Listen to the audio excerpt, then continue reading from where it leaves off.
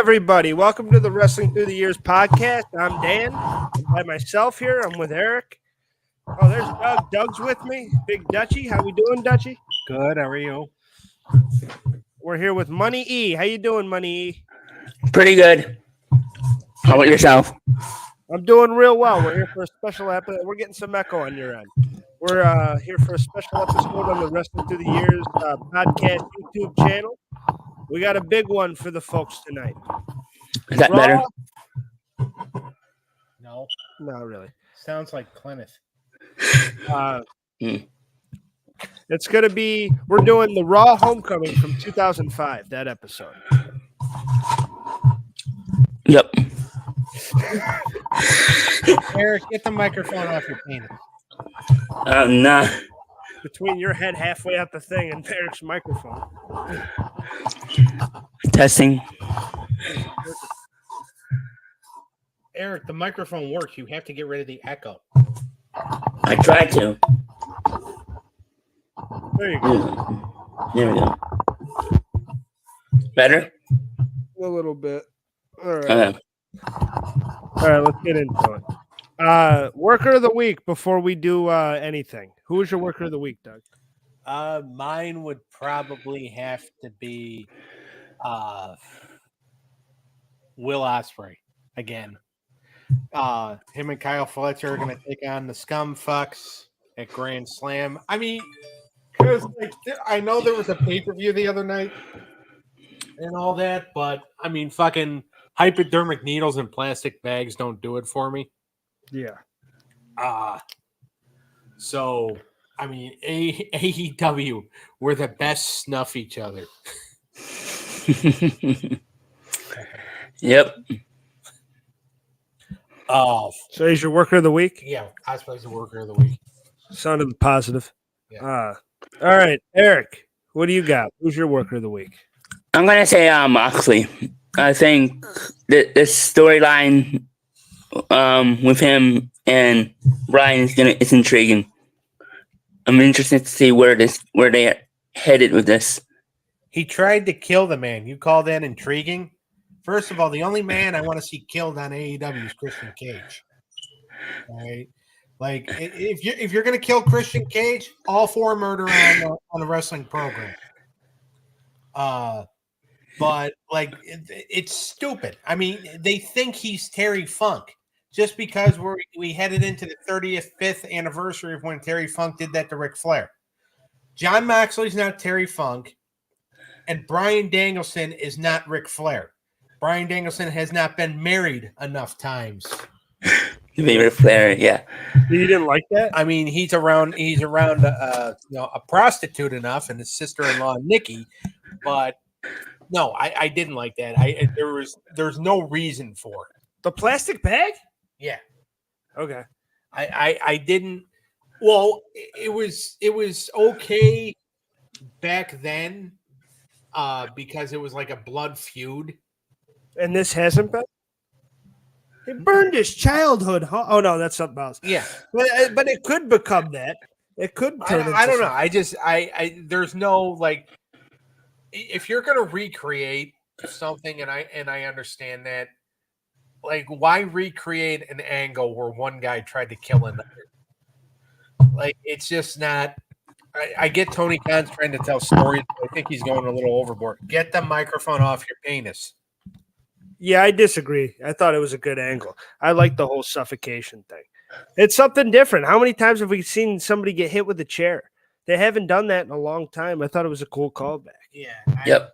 I didn't like it. It's something for Moxley to do, too. It seemed like something Moxley would do. That's why I think it works for me, because I think Moxley might be a hell of an angle. He's a better heel. He is a better heel. To me, it worked. I thought it worked. And then we get possibly Nigel and Brian at Grand Slam. Yes. Which, that's Will Ospreay and Nigel, right? No, Danielson. Yeah, I think they're rushing that. Yeah, I thought they were going to save that for later. Here's the thing. It was supposed to be, it's Darby's title shot. Yeah. Darby earned the shot. but they were postponing that because Danielson was almost murdered. Then all of a sudden, like an hour and a half later, Nigel McGuinness comes out and says, "I'm getting a match with you at Grand Slam." I don't think it's going to happen. What they should have done was have Nigel win that title shot that Christian's got. Yeah. And then he can slowly be in the background and be like, hey, just so you know, I have this and I can use it whenever. And then build story based on that. That's what I would have done. I would have done that same thing. Yep. I agree with that. Did Eric say his worker of the week? Yeah, he said Moxley. Okay. Yeah, I thought it worked. I like Moxley as a heel. I like all that stuff. And I like the Blackpool Combat Club turning on him. Yeah. I ain't no problem with them turning on him. I didn't like the plastic bag. I respect your opinion. Yeah, I respect that. All right. My worker of the week, I was going to give it to Mercedes Moné because she's been getting extra shit on. And I like the match with Hikaru Shida. But I like Hikaru Shida a lot. And I'm either going to give it to Mercedes Moné or her wig because that poor girl had so much fucking trouble. But I thought it was a hell of a match, and I thought it was worked great. That's why I don't wear a wig. Well, you don't do that much physical activity. I beg to. Well, actually, yeah, you're right. But I thought the match was good. I thought Hikaru Shida looked pretty good. This could have been a program, but I think Shida's kind of been that. She's been that girl in the women's division that can put on a match with anybody, and she's been there since the beginning. So I've always liked her. I like Mercedes. And I really think everyone just wants to shit on Mercedes, and Tony Khan wasted all this money. And I completely disagree. I've enjoyed everything.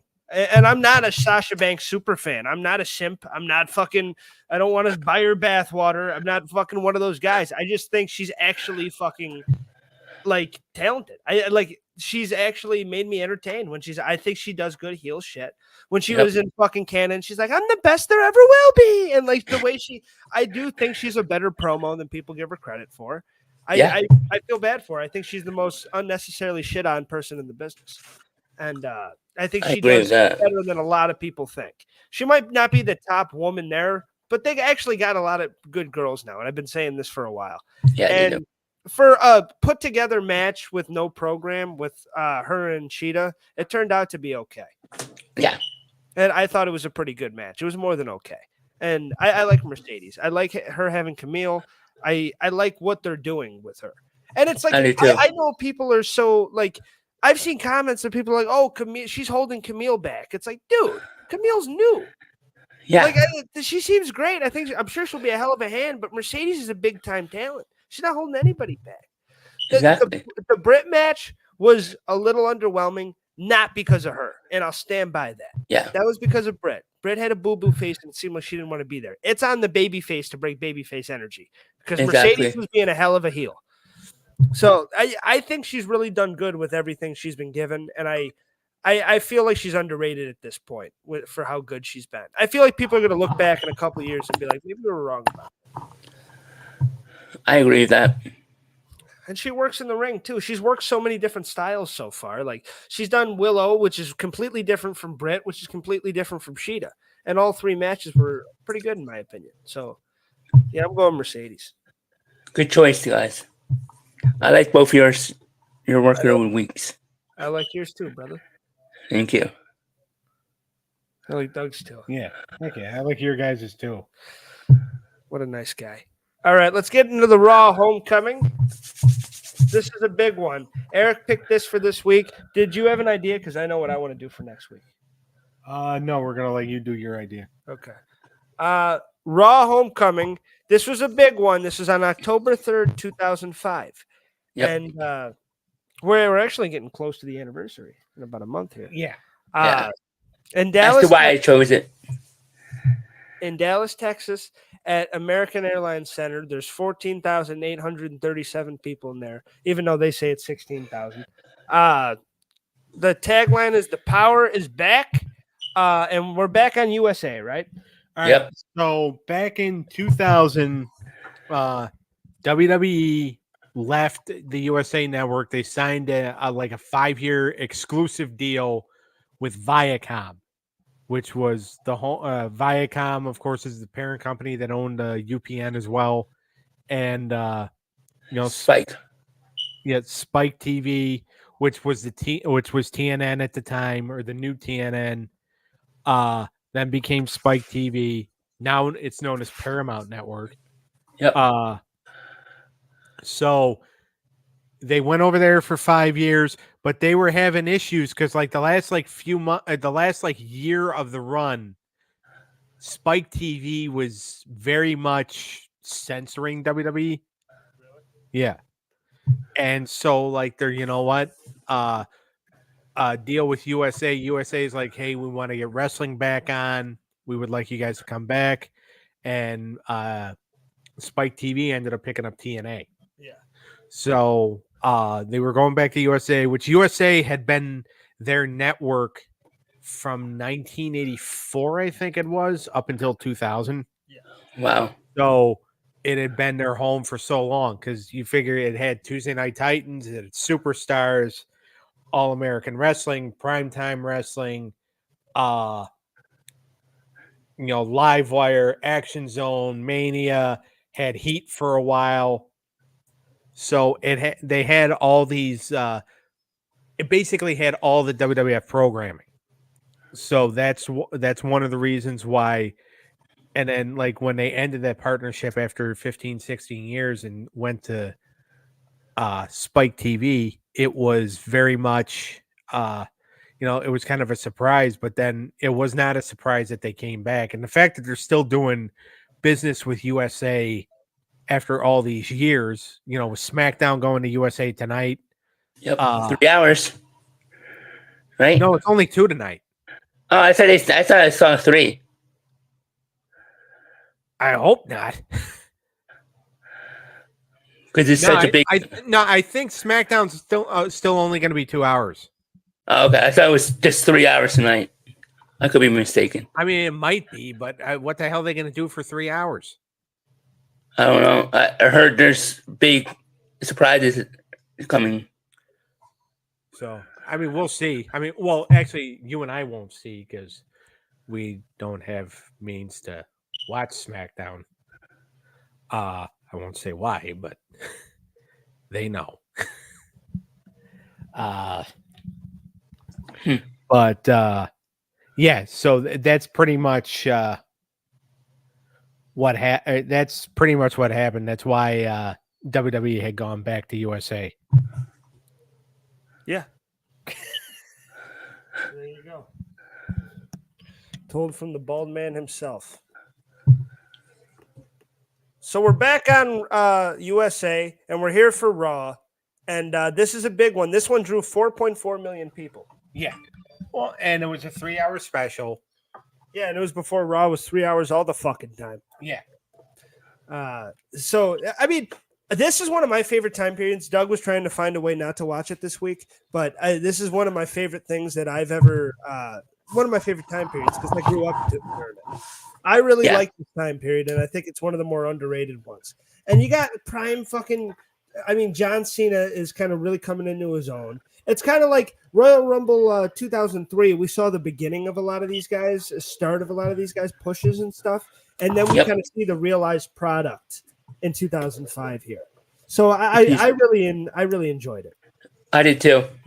This is when I got started back in wrestling, so this is the time period. It took me a while to get back into it because there was a few things that happened on this show that I did not like. But I mean, some of it was real good. Yeah.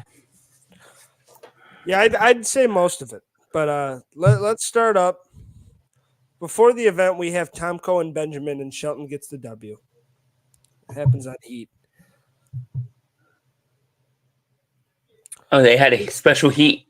We start out with the Randy Orton, Mick Foley, Roddy Piper, Piper's Pit segment. It starts out with Mick and Roddy in the ring, and they're talking about how, Roddy wants Mick to get back in the ring and start wrestling again. And he's really pushing it on him, and they're getting the crowd going. And this crowd was extremely hot for this event. So that's yes, it was. Plus I will give this.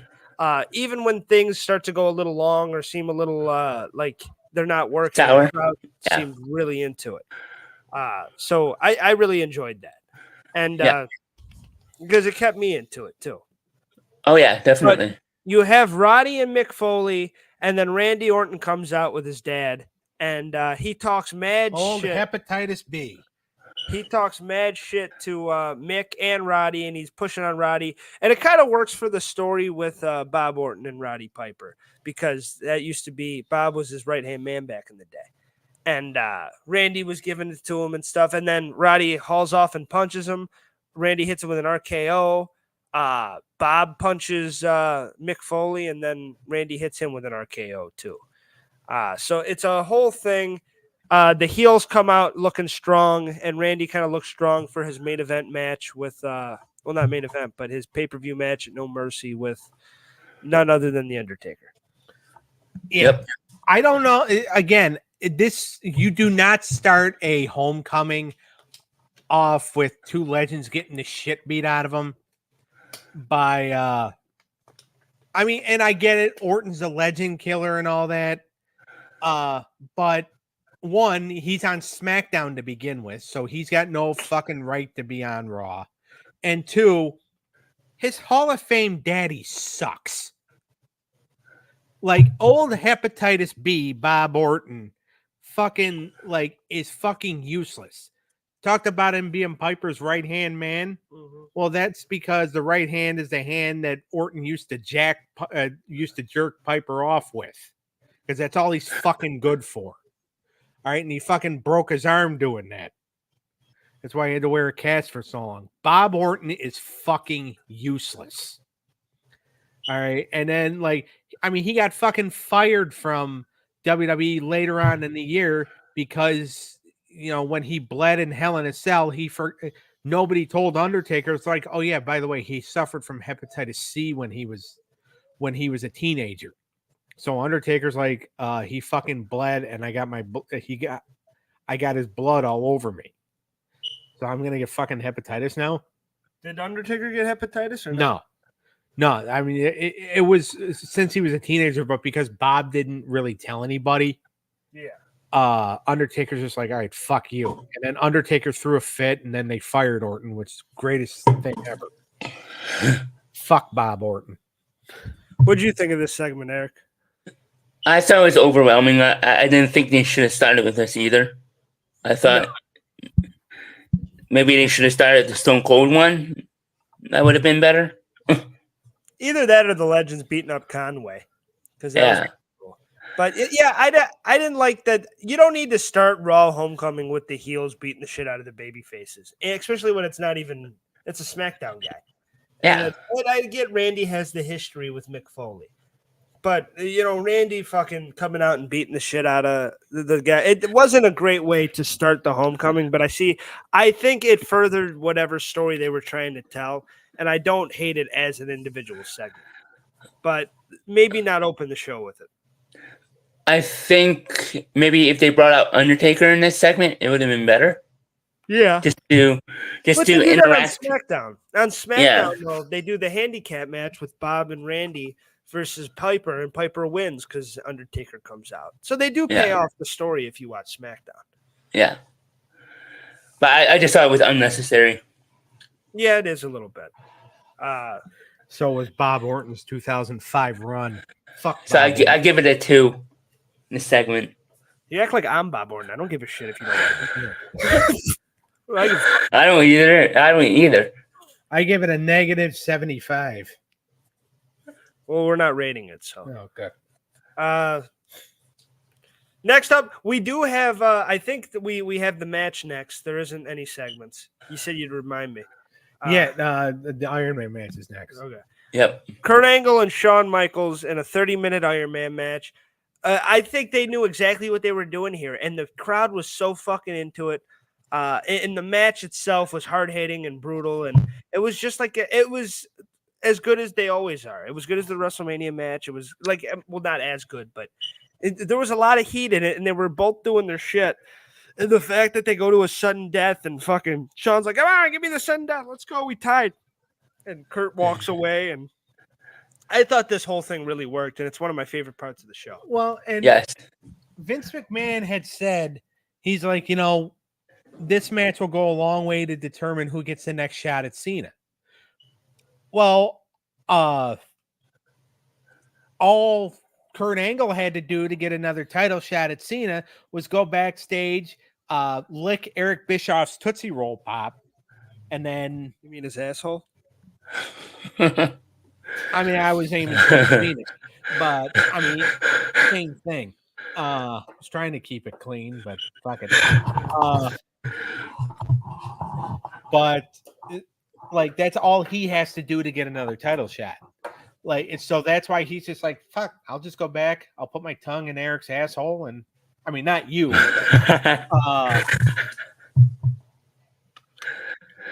Clint did that. That's why he's not on Unscripted Sports. But so that's why Kurt's just like, fuck it. I don't need 5 more minutes. I'm the best wrestler in the world. I mean, he needed Percocets to be that way, but Yeah. Yeah. I thought it was great shit. I thought Kurt and Sean both looked really good, and I really enjoyed the segment. it was a really good match. And the fact that it was 30 minutes and not 60 Yeah, meant that it wasn't going to drag. it didn't drag at all. It felt very exciting. Yeah, exactly. I love the match. Now up next is the segment with Vince. With Vince and Eric? Vince and Eric had a segment. Yes. And Eric is trying to make it a no DQ match.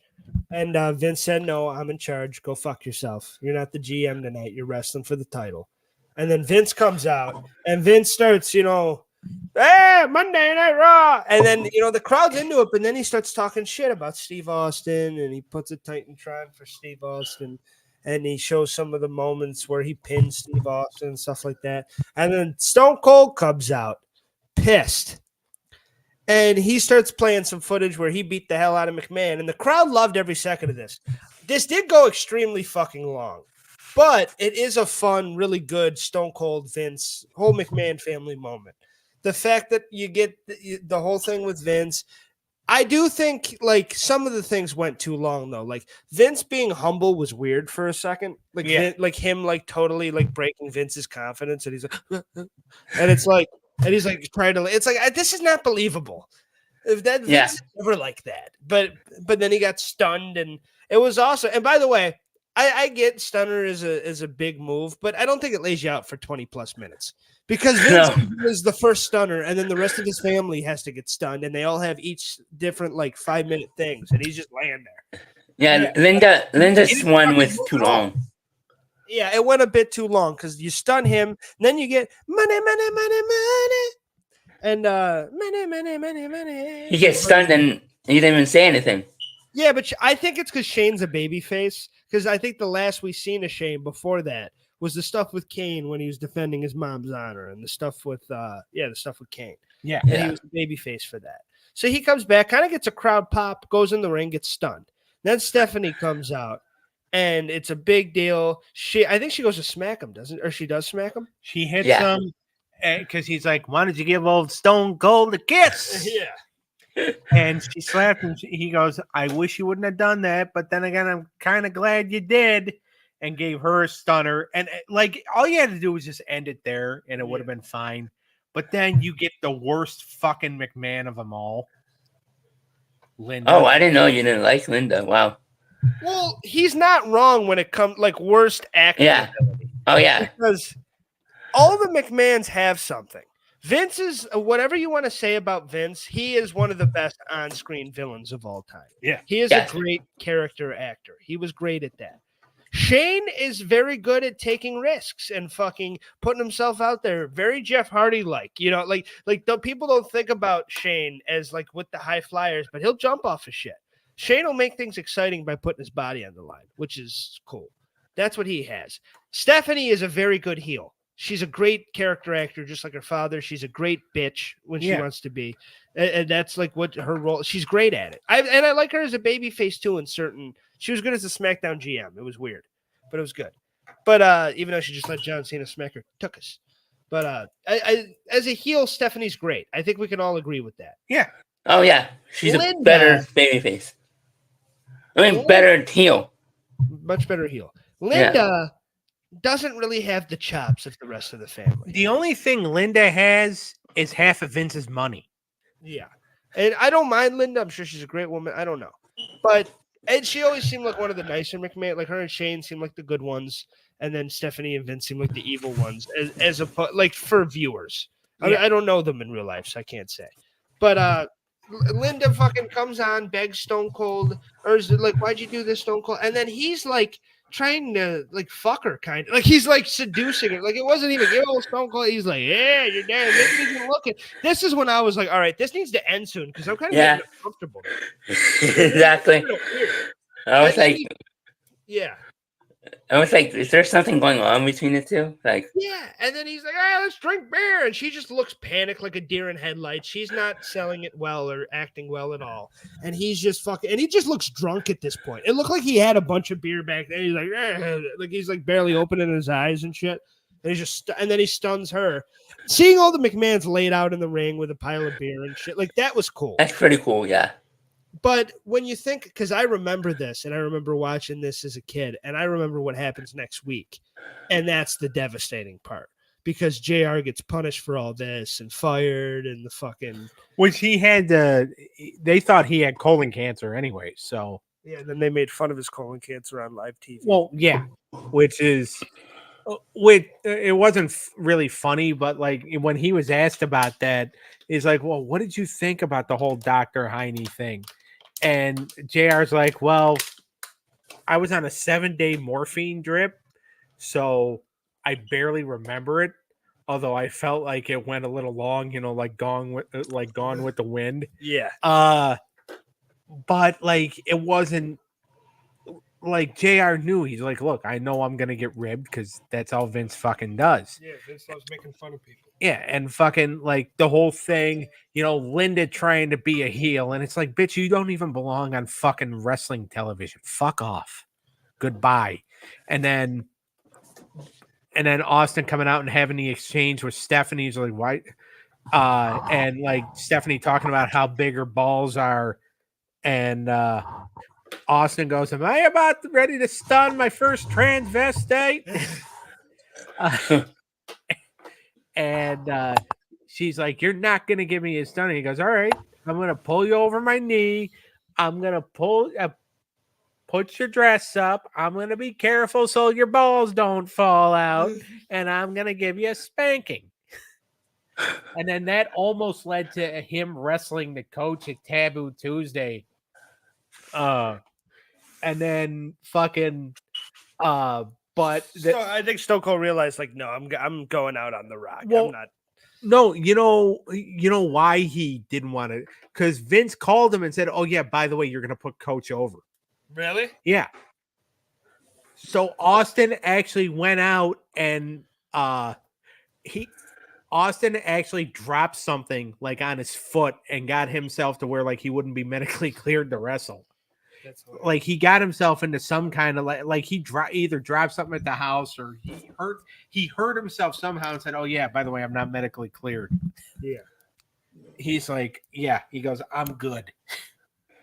That's funny.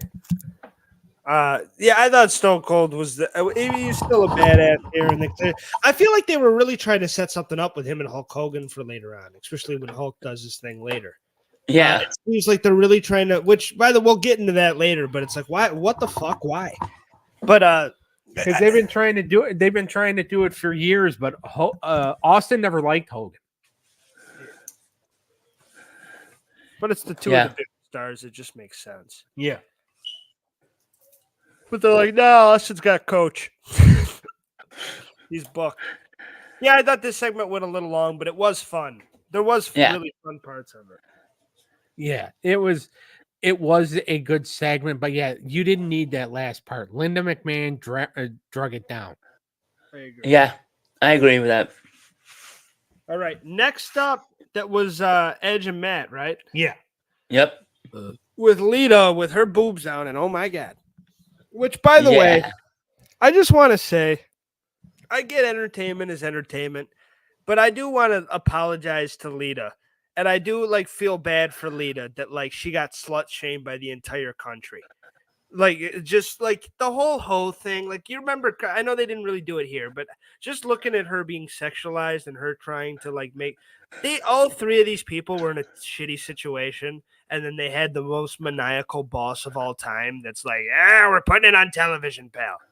But it's like this is real life too. It's one of those storylines, just like Kurt and Jeff and stuff. That it's like this is real. These are all real emotions. Matt was really with Lita for a long time. Lita really cheated on Matt with Edge while Matt was injured and home, and those two were on the road fucking. That really happened. And so when you turn that into a storyline, it's so fucking deep for everybody. Cringe. Yeah. There's a lot of things that I really liked about the storyline. The cage match is amazing. Yeah. Now, by the way, there is no law that states that Lita needed to be Matt Hardy's girlfriend. No. Like, if you are dating somebody but see somebody that you like better, I mean, like, if you're going to be happy, now, by the way, they weren't. They broke up while they were still technically an on-screen couple. But, like, there is like you do not have to remain with somebody. So the fact that they were calling her all those names and all that, like it's just like it's her choice whether or not she wants to be with the guy. Now, I Exactly. wouldn't be sucking off the groom at a wedding unless I was the bride. But that's her that's the way they decided to do things. Is it morally wrong to do that, especially at somebody's wedding? Yes. Is it? She blew Edge at her and Matt's wedding? No, at Edge and at Edge's wedding. Edge had gotten married a second time, Okay. and at the wedding, Edge snuck off and porked Lita. Really? Yeah, Who tells this story? Edge. Oh shit! It's in his book. Oh my god! Or no, it's not. Or no, it's in. It's in somebody's book, but no, it's written that at the wedding, the two of them snuck off, and yeah, that's what happened. Was this after he said his vows or before? I'm pretty sure it was during the reception. Okay. So he was already officially married. Yeah. And not even an hour into it, he's already cheating. Yeah. So it just but yeah, so like it's a shitty situation. But no, I mean she shouldn't be. I mean, yes, is it morally wrong to do stuff like that? It's in the Bible. It's like, honor thy wife, remain loyal in thy marriage and all that. And I get it's in the Bible and it's like, commandments and all that stuff. I get that, but not everybody's going to. I don't know, obey everything because it's not in the Bible for me to call Eric a cocksucking butt fucker every day, but I see fit to. Yeah, I mean, Lita shouldn't be. I mean, whatever your thoughts are on that, that shouldn't have been, public knowledge for everybody to know. And I just feel bad for the woman that like she had to sit there and just deal with it. Yeah, because and I feel bad for Matt too. That sucks too. I'm losing to the guy that fucked my girlfriend. like that sucks too. It sucks for everybody involved. But I will say when we're talking about the storyline and the match, even this match with Matt losing, and I know heels, it sucks when the heel wins. We don't like that. This is a very creative ending to a ladder match, though. Yeah. To have the cheating girlfriend, Lita, fucking wrap her, because we know how flexible she is, but we know she's a great wrestler, and she wraps Matt's fucking arms up, and he has to watch as Edge climbs up, and like that's a great heel booked ending. That's an amazing heel ending right there. It sucks that ended this feud. It sucks for Matt. Like, I feel bad for Matt. I wish he would have gone out a little more badass, but it is a great ending to a match. It's a great heel ending. I mean, Edge kind of had a rough go of it a couple weeks later because he wrestled the Big Show like 2 weeks after this. in a match to try to, be in contention for the title shot at Taboo Tuesday, and Big Show chopped Edge so hard, Big Show's fucking bear paw tore Edge's pectoral muscle right off the. Really? Yeah, so Edge was out of action for like 3 months. Maybe Show was a Hardy fan. Yeah. Well, Show and Matt were friends. Well, you could So, tell. but yeah, like Big Show just slapped him so hard with that chop that Edge's pectoral muscle came right off. And then Edge comes back and wins the title. Yeah. But like, yeah, he took a couple months off because what was always kind of cool about Edge, and this added to the chicken shit heelness that he had, Yes. was when he would be injured, he wouldn't take the time off. He would still come to work, and he would weasel his way out of scheduled matches. Yeah. Edge was the ultimate opportunist. Yeah. Yes, he was. Him and Christian. So I really, this match is a good ladder match. Yeah. It is a good Yeah. match. I know it sucks that, the babyface doesn't win, but it's a great match. I enjoyed it. It was a fantastic match. And yeah, it was a good, it got Edge more heat. Oh, And yeah. I like how they even showed Matt Hardy walking away at the end, too. With the And then police. Yeah, and he's like, he's done now, and it's over. And Yeah, and he debuts on SmackDown 3 days later. you got to go to work. Yeah. It's just like, oh yeah, loser must leave Raw. It's like, yeah, loser must go to SmackDown. Exactly.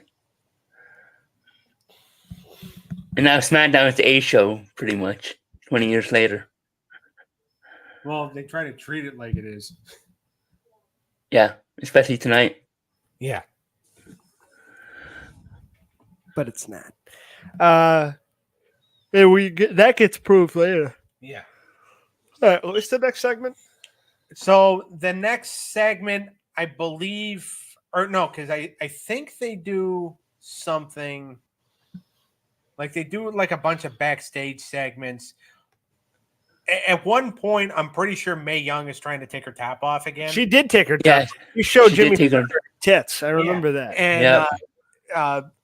Ted DiBiase was just like, I'll give you $2,000. Put your shirt back on. Yeah. And then Snuka goes, Brother Ted, I'll pay you back. Sister May. Sister May. And it's just like, oh my God. By the way, this is Ted DiBiase's first appearance on Raw since 1996. Wow. This is Duggan's first appearance on Raw since 1993. Holy shit. And Snuka Wow. popped up. So That's wow. it was a real Yeah, they- homecoming for a lot of these guys.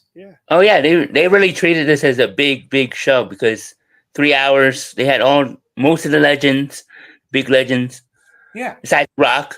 Rock wasn't there, but So it really felt special because a lot of these guys were returning home for the first time. I mean, Dusty, this was Dusty's return to the company. yeah. So And Von Erich's. Chris Von or Kevin Von Erich had never been on the had never been in the company, I don't think. I mean, they were in Dallas, so you expected one of Von Erich to show up. Yeah. Yeah. But yeah, so before we get to that, because there's going to be more with the legends later on, we have the next match, which I believe It's Triple H. it's Triple H and Flair versus Carlito and Masters. Would you like to be on the show? No, I've done all the heavy lifting. You might as well talk. So go ahead. Do you see this coming? The turn. Oh, I saw it coming back when it happened. I think it is the first time I watched this Raw because I didn't get back into wrestling until 2006, 2007. So I think it's actually the first time I watched this episode Raw. So I kind of expected, I saw it kind of coming because it's kind of weird that Triple H is coming back as a babyface. Yeah, no, I didn't buy it. I figured that I figured that he was gonna turn on him. Like once I saw Triple H, and this is even back then too. Once I saw him put the sledgehammer in his hands, I'm like, he's gonna hit Flair with it. Yep. And he didn't really act like a babyface. He was like mocking Ric Flair. I thought that was more a mockery than a joining him. Yeah. No, it was I mean, the match was good. Yeah. I mean, you knew that Triple H and Flair were going to win, but just the fact that Triple H beat the shit out of him after, and he's like, nobody's going to help him. I do what I want. I do what I want. And I'm like, security just should have fucking come in and like tasered his ass or something. My thing with this is a Triple H heel turn, right? Well, I mean, he came back. He was a babyface for however long this match was. Well, that was 5 my minutes. point. When was he ever a babyface? He wasn't until like 2006. So what is he heel turning? And they're like, oh, the game. And by the way, JR, I get it. Vince is telling you to say this shit, but the crowd is. I can't. The rafters are shaking. No, they're not. They're really not. No, there was they weren't. one time that said "Game On." Nobody fucking really gave a shit. Like there were some cheers, and you got your Triple H chance in the match. They did good work in the match, and Carlito and Masters were good heels, and everybody did good work, fucking showing off, and they made Triple H look like a good babyface by the end. So when he hit Flair with the hammer, it meant something. But I don't know. It just felt a little. It was like, wow, we're really doing a lot of heel shit for Homecoming, aren't we? Jesus. Yeah. Like, it's Homecoming, and Piper and Flair are getting the shit beat out of them. And did they even have a match after? Yeah, they did the Taboo Tuesday match. Oh, yeah. What was that one? Flair. Hell yeah. Because it was actually for the Intercontinental title inside the steel cage. And he beat him because he blames him for losing the title, right? I don't remember the reason he gave. I know he came on Raw like the next week and basically said that Flair should have just hung up the boots. He should have never won the Intercontinental title or whatever. Ah. I don't know. Like, I mean, Triple H was always best served as a heel, especially yes. Stupid fucking that Fu Manchu or the mutton chops or whatever the fuck that mustache style is called. Yeah. Man, he's a good babyface now. Kind of. Well, yeah, he's the only babyface member of the McMahon family. Only the only McMahon that ever shows up in Raw now. On SmackDown. Well, yeah, because one of them's trying to get a job in AEW. Exactly. And the other ones doesn't give a shit, and the other one is banned. Yeah. And the fourth one, which is Linda, is probably going to be doing a lot of stuff under Trump's desk if he becomes president again. Yeah. Yeah, she's going to take the spot of Stormy Daniels. Oh gosh. Let's not go there. This is pretty cool. It was a good match, and again, the ass kicking went on a little long. But, even after commercial. Yeah, another fucking segment. And then he threw him in a fucking limousine. Yeah. Yeah, it was kind of overwhelming after the commercial break. It's like, dude, we get it. You want to beat him up. Let him get hit. Let him get put in the ambulance and get him taken off. That's all they had to do. Yeah. But the limousine thing was a bit too much. Yeah. For my liking. I agree. All right. What's next? The Legends thing is next. So the Legends, Dusty Rhodes, he's got Harley Race, Kevin Von Erich, who gets the biggest pop, but Jimmy Snuka and a bunch of other people, and they're all legends. Arn Anderson, Jimmy Snuka, Superstar Graham, Hillbilly, Ted DiBiase, Hacksaw, I believe Coco Beware, Greg Valentine. Yep. Everybody that was in the stand in the stands. Yeah. Dr. Death, Steve Williams, Nikolai Volkov was there, Moolah May, Jimmy Hart. Chief J Strongbow was there, Jimmy Hart was there. So Pat Patterson was in the ring, Finkel was in there. So a whole shit ton. Oh yeah. And then Rob Conway comes out. and they're gonna do, and then Conway just gets the shit beat out of him. Yeah, he made some horrible jokes that didn't go over with the crowd, and then gets beat up. Yeah. So they were wearing Depends, and then they fuck him up, and Snuka hits him with a splash, and then Snuka's theme song that plays. Yeah, which the only thing I didn't like, Kevin Von Erich getting him with the claw, that was all you fucking needed. It was cool seeing Harley race in there, though. Yeah, and Harley hit. I was actually half expecting Harley to hit Triple H when Flair was getting beat up, because he was beating him up in front of the legends. It's like, Flair is your boy. Like, I know you're all old farts, but about 10 of you could probably fucking. So, yeah. And not all of you came from WCW, so there is a chance Triple H might put you over. We'll see. All right. I mean, not anymore. Most of them are dead. Yeah, I thought this was a cool segment. It was fun. This was the real homecoming part. This was the best part about the homecoming, because it really did show the appreciation for the legends. Not like that hunk of shit earlier from Hepatitis B and Randy Orton. Yeah. Like, they should have. Like, I kind of hope that Randy and Bob would have come out during this, and then they all just beat the shit out of Bob Orton and fucking rip off his shitty Depends and stuff it down Randy's throat. Jesus Christ. That's disgusting, you fucking pig. Yeah. I hate Bob Orton. Couldn't tell. Yeah, I didn't know you hate Bob Orton that much. Yeah. I know you like Randy, but you don't like Bob. No. You like Bob. Barry O? I do. Underrated guy. All right. So they did do the Braun Panties 3-on-2 match after this. Don't gloss over that, you motherfucker. Trish Stratus and Ashley, which Ashley Massaro, R.I.P. Big fan of her. Got my picture taken with her. Yep. Had a huge crush when I was a kid. Ashley and was Trish. a Survivor. Huh? She was on Survivor. Why are you bringing up something she was horrible at? She was on Survivor? Yeah. Yeah. I never knew that.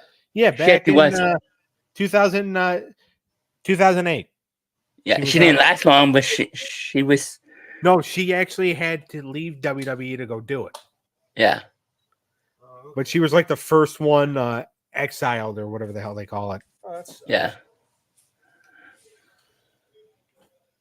That's cool, though. Yeah. And they went, well, I would have never knew that if he didn't say that. So, yeah. Thank God for Eric. You're welcome, Dan. Thanks, or whatever your name is. I mean, I don't know who you should thank God, but they're going against Candice, Tori, and Victoria in a Braun Panties match, which, we've come a long way. We got the women's revolution now. We got, women are treated with respect, which is great. And the matches and the stories are awesome. And you love to see them put on convincing matches. And they're badasses, just like the guys. This is back when they were just boner givers. And I do think that they achieved the assignment. All women in this match could be Mrs. Hummer if they would like to be. Sure, none of them would. But you could probably land Candace if you wanted to. Especially, it's weird going back and watching these, especially hearing Tori talk about it now and how uncomfortable she was. And like, it just makes me kind of like, but then it's also like, woo-hoo! Like, it's like, holy shit. For 2 minutes, you're like, yeah, I mean, they're all beautiful, stunning. Oh, yeah. Their underwear, Yeah. For a young man. Holy shit. So, it's exciting. Especially because Ashley was trying to give us more than a bra and panties match with Candice Michelle, and I respect the fuck out of that. Oh, my. Yeah. Like the fact that... Candice ass was out. Yeah. And here's the thing, and I don't know if a lot of people know this, but before WWE, Candice... I almost said Candice LeRae. Jesus Christ. Gargano almost beat the fuck out of you. God. I'm pretty sure Johnny Gargano just boarded a flight somewhere. Let me know when he arrives. This backstage at SmackDown, he told Triple H, he said, I can't do the show tonight. I got to go to Montgomeryville, Pennsylvania and beat the fuck out of some idiot. Let me know when he arrives. I want his autograph. Oh, yeah. I'm actually proud of you. But so Candice Michelle, before she got to WWE, actually did softcore porn. Really? Yes, Wow. I have seen the clips. For what? Like, wasn't she a GoDaddy girl? That was the big thing. GoDaddy was during her WWE phase. Softcore, like they don't Cinemax. but they don't take clothes off, right? No, they take the clothes off, but they don't show the woman's lower parts or the men's lower part. Are they making love in the clip? They are making love in the clip. But you don't see insertion. You know, So no, I mean you don't see him put it in there, but you see like the humping and the grinding, and you see the boobies, and you see some you see butt cheeks. Oh my God. well, we're not making money on this YouTube video. But this no, might get deleted. We're keeping this.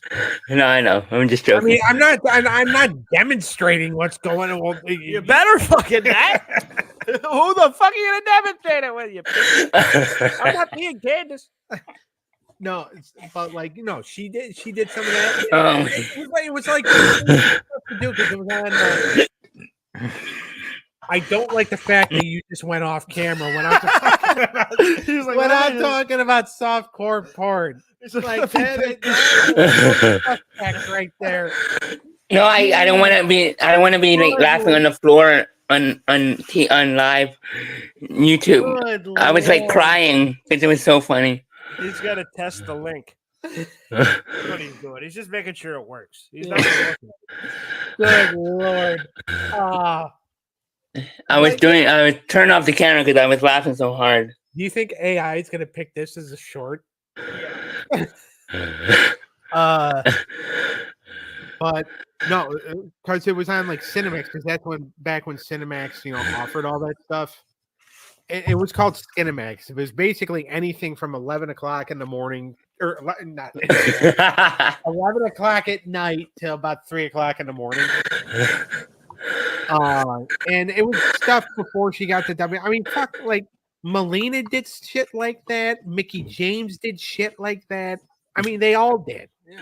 But it was all like innocent, like basically erotic, softcore adult movies. And basically the type of movies that have a plot. And yes, those exist. Well, you see, if we ever do a Patreon, it'll just be Doug going through the plot of all these softcore porn movies. Oh my God. I'm doing a porn star tier list. Oh gosh. You gotta seriously review each one too. Like it was great and everything, but they never address the plumbing issue. They never actually fixed the pipe.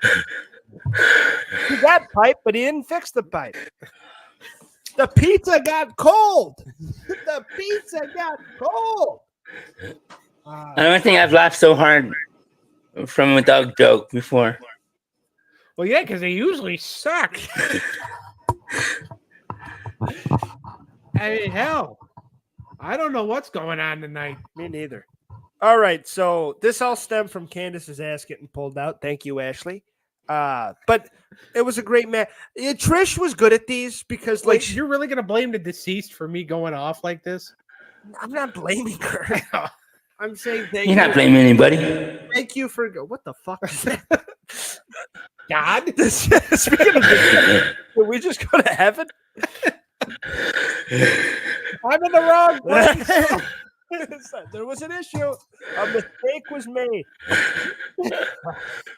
And that's why I love doing the show with you guys. Are you still Eric, you're echoing. You're not echoing, but you're talking like you're on Heaven's PA system or something. And that's why I love doing the show with you guys. And we love you, Bob. Clean up in aisle 3. The match had a lot of good moments. I thought Trish was very good and she seemed like a good big sister type to Ashley. I like the whole mentor and like when you introduced Mickey James and the fucking Mickey was already here by then, right? No, I thought Trish was going to turn on her. The following week. No, Trish never turns on Ashley. No, Okay. Mickey shows up and then you go right into the Mickey Superfan storyline with Trish. and which that ends up being a good wrestling match too, right? Yeah. Yeah. So you get into that, but Ashley and Trish, I always liked their friendship, and I thought it worked. And I thought Trish was like a good big sister. Well, I mean, if your big sister just helps you take pain Without the heel turn, it reminds me of Ryan May and in Storm. There was no heel turn, Eric. No, I said without this heel turn, because there was a heel turn in the Storm one. Right. Yeah, a little bit. She was definitely a protege type, but and it gets even better when you introduce Mickey, who gets not as much love as she should. But, Yeah. I love Mickey James. Mickey James. I had a huge crush on her. Mickey's the shit. Yeah. Doug loved her too. Yeah. I never was that attracted to her. I mean, as a kid, I mean, I definitely like. You know the story of when I met her, right? You said you had a crush on her. So we met her at the Icons Fan Fest in Philly back in 2016. First time they had ever done it. Was I there?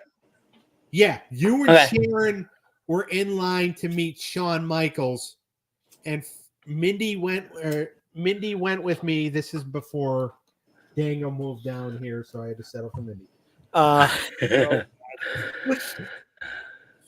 So just kidding. Love you. We did that. So, did she even listen and watch the show? I hope not. All right. So anyway, we go around. We met Paul Orndorff. Shook his hand. Whatever. Go over to meet Mickey James, and I looked at her, and she's like, so she signs the stuff for me. She goes, "You ready for the picture?" And I looked at her and I said, "This is a dream come true because I have had a crush on you for the last 10 years." And she looks at me and she goes, "Well, I'm going to try not to ruin it for you." I said, "Oh no, if anybody's fucking this up, it's going to be me." Did she smile?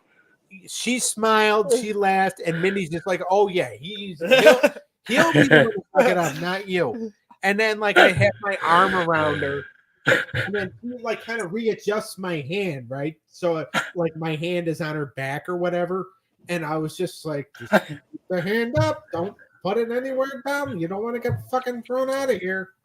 And fucking I'm pretty sure you could see the drool coming out of my chin. Coming down my chin or whatever. And I was just like, but it was one of those, holy shit.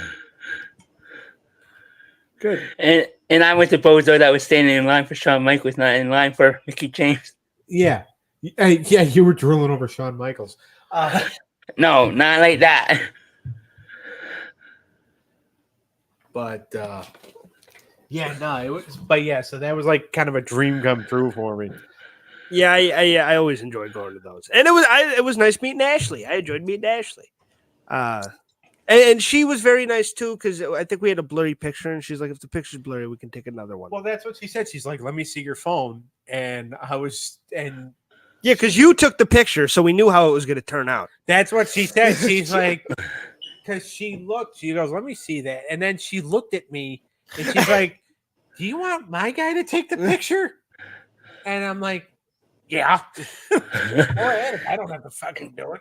This is when we still had your fifth phone, right? Yeah. Well, I used his phone. Oh, okay.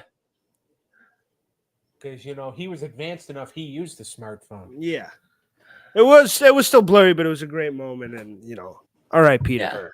Yeah. Yes.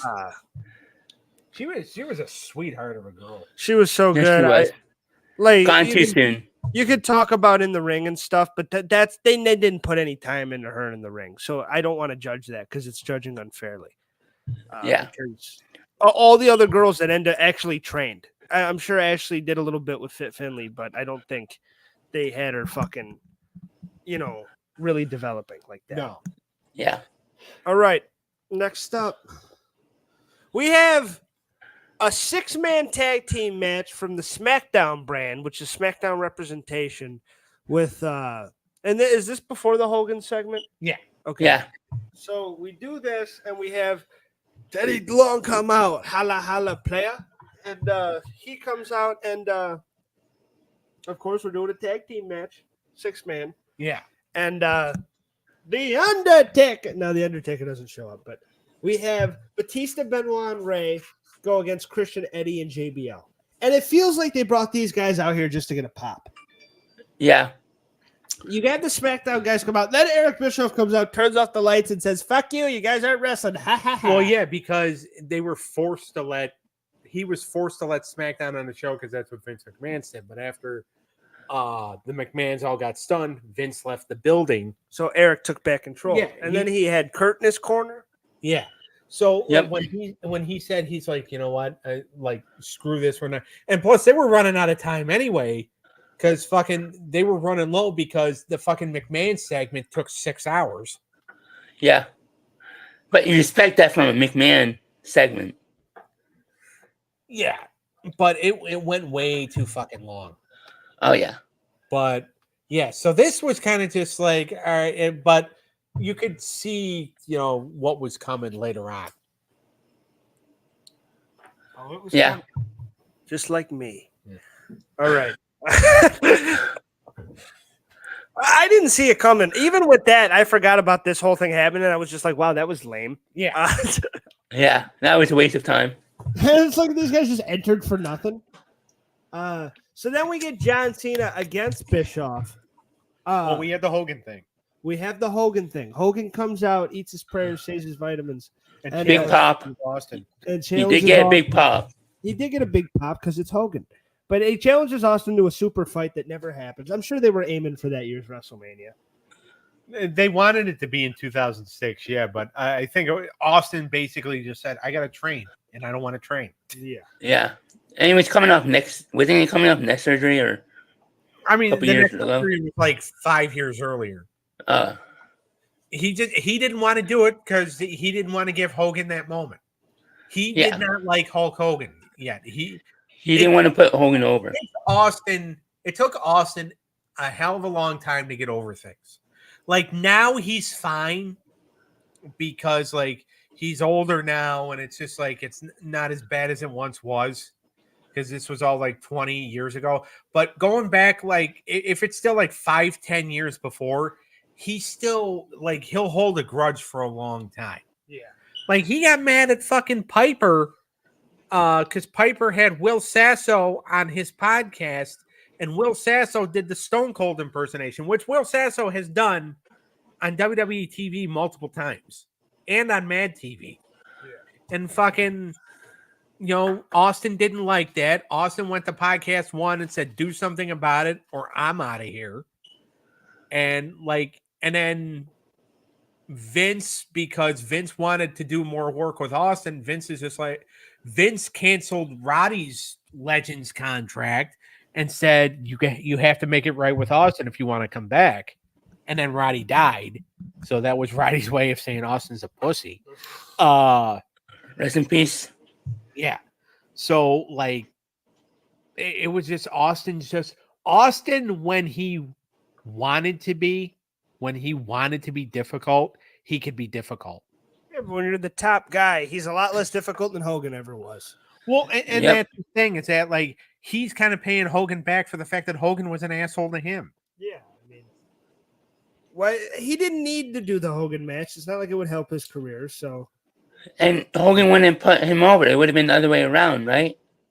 yeah, just like Hogan tried to pull on Shawn, and then Shawn sold all over the place. Yeah, because they were supposed to do 2 matches. Shawn was going to win SummerSlam, and then Hogan was going to win at Unforgiven. Because Unforgiven was going to be, I believe, was in Toronto that year. Okay. Or it might have been. Shawn's always a heel in Toronto. Well, and that's the thing. So Hogan was going to get the win back at Unforgiven. And Yeah, I think that was the year that it was Cena and Edge in the ladder match. no, that was before. Oh, okay. It was the year before, so it might not have even been Toronto. I don't actually remember, but they were going to do the match twice. But Hogan said, "Well, I'm going to win SummerSlam." Well, no, Hulk, you're going to get your win back. You're going to You're supposed to win at Unforgiven. He goes, oh, I'll win both times. I'll win both matches. No. And Sean is just like, actually, here's what we'll do. I'll put you over the one time, and then I'm never going to wrestle you again. Exactly. And it ended up being very good. Yeah. It ended up being very good because he sells the shit out of it. Oh, And, just he oversells and he makes Hulk look like a fucking dickhead. Yeah. And he's just like, and it's fun to like, because Sean's always like the fucking Bible toting reform man, and it was fun to see a little old school Sean like, kiss my fucking ass. So I like that. But yeah, the Hogan shit was a big nothing burger. He's hyping up a thing that never happens ever. So Yeah. Exactly. It was just for him to come back on TV. then you get Cena and the Bish. Cena beats the shit out of the Bish. Angle tries to help. Doesn't work. The Bish gets his ass kicked. Cena beats the shit out of him, hits him with the FU, not the attitude adjustment, the FU, and then wins the match.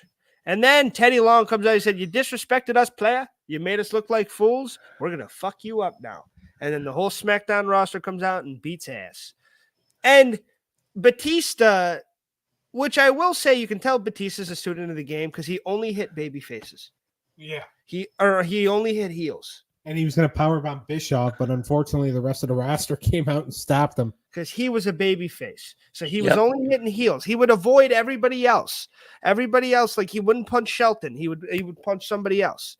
Shelton was a baby face, right? Yeah. Like he was only punching the fucking other heels. So and then fucking Sean comes out, punches Rey Mysterio in the face and says, fuck that. So but I think he was the only one that went after another baby face. But it was fun seeing them, and this builds up the Survivor Series SmackDown versus Raw match, which is a really good match, by the way. But and it sets that up nicely here. And I always like the SmackDown versus Raw bragging rights type shit. So even though the bragging rights pay-per-view always sucked. Yeah. Because that should have been elimination. Yeah. It was elimination back in 2010 when it was it was elimination back in 2010. In 2010 it was okay, but not like And then they did it 11 and 12? no, just 2009 and 2010. Okay. So 9 was an elimination. Correct. And it blew. All right. Anything else on tonight? On the homecoming? I would rate the whole show like an 8 out of 10 because it was a fun episode. I would give it a 7.5 just because of the couple segments I didn't like. I understand. Eric? I'll give it 8.2 out of 10. Okay. Would you guys like to know what we're doing next week? Yes, sir. We are going to be bringing back a theme that we used to do on this show, but we're doing it in a new way. It's called Settling in the Ring. Ooh. But what we're going to do here, Is cover ourselves with Jello and go at it. Eric's going to be the judge. Oh. Next week, me and Doug are going 5 rounds. That pitch just went through one ear and out the other. Well, it was stupid, Doug, and I'm in the middle of something. You're always stepping on my shit. Battle of the Brothers. The Battle of the Brothers. It's already starting right now. I'm not stepping in shit. My socks aren't brown yet. Well, your brain is. I didn't mean that. Anyway, I'm gonna title it Battle of the Brothers. okay. The Battle of the Hummers. Now, this Settling in the Ring, it's different than how we used to do it. The way we're going to do it now, Eric's going to be the judge. 5 rounds, me and Doug Which is head to already head. bad. Each round, what happens is we're going to go to a random wrestler generator. And we're going to get 2 random wrestlers, one for me, one for Doug. Whether we like them or we don't like them, we have to debate on the spot. We each get a few minutes. Me and Doug each go, and then we argue. And whoever Eric thinks is the better wrestler by the end of the argument, he gives the point to that person. Okay. So that's how we're going to do it. Let's say I get Scotty Too Hottie and fucking Doug gets John Cena. Doug argues for Cena, and I argue for What are Scotty. you ordering? Whether or not you like him or not, you have to argue. So we're going to do that next week. It's going to be a lot of fun. And we'll see everybody next time. It's one of my ideas, so I'm sure not a lot of work will be put into it by the rest of the guys, but I'm going to make sure it's a great episode. And I will argue my ass off. Hey, I'll put my effort into it. I know I'm just You're kidding. going to be biased and give the point to whoever's got the bigger cock. Well, at least I'm winning. All right. We'll see everybody next week and have a great one. Have a good weekend, guys. Love you. Oh, tomorrow. What's our show again? Street Sharks and Dexter's Laboratory. Tunes Okay. combined. Make sure to check that out. Make sure to check out the Stabcast on Sunday and the Bro Down on Sunday. Subscribe, like, comment, hit the bell, and we'll see everybody next time. All right. All Bye, right. guys. Later. Bye-bye.